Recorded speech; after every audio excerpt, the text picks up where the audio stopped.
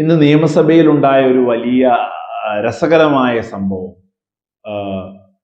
V D Satheesan ഇങ്ങനെ പറയാണ്, സോണിയാഗാന്ധിയെ അതിശക്തമായി അപമാനിക്കുന്നത് നമ്മുടെ ഭരണപക്ഷാംഗങ്ങൾ തുടരുകയാണ് എന്ന്. അപ്പോ എം പി രാജേഷ് ചോദിച്ചു, സോണിയാഗാന്ധി പോറ്റിയുമായി നിൽക്കുന്ന, സ്വർണം കൊണ്ടുപോയയാൾ, സ്വർണം കട്ടയാൾ എന്നൊക്കെ വിളിക്കപ്പെടുന്നവരുമായി നിന്ന് ഇങ്ങനെ ഒരു ഫോട്ടോ പ്രചരിക്കുന്നുണ്ടല്ലോ, ആ ഫോട്ടോയുടെ ധാർമ്മികത എന്താണെന്ന് പറഞ്ഞാൽ തീരുന്നതല്ലേ ഉള്ളൂ. ഈ പ്രശ്നത്തെ തെരുവിലിട്ട് വശം കെടുത്തി തെരുവിലിട്ട് വിചാരണ ചെയ്യാൻ സോണിയാഗാന്ധിയെ കോൺഗ്രസ് തന്നെയല്ലേ അപകടത്തിലാക്കിക്കൊണ്ടിരിക്കുന്നത് എന്ന് ചോദിച്ചു.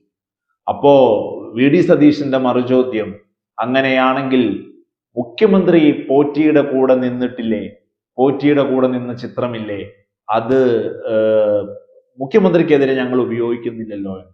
വീണ്ടും മറുപടി രാജേഷിന്റെ തീപാറുന്നത്, കൃത്യമാണ് ആ ഫോട്ടോയ്ക്ക് മുമ്പും പിമ്പുമുള്ള വീഡിയോ കൂടി. ഞങ്ങൾ എത്ര പ്രാവശ്യം അതിനെ കൃത്യമായ രീതി മറുപടികൾ ഡേറ്റ വെച്ച് തന്നു.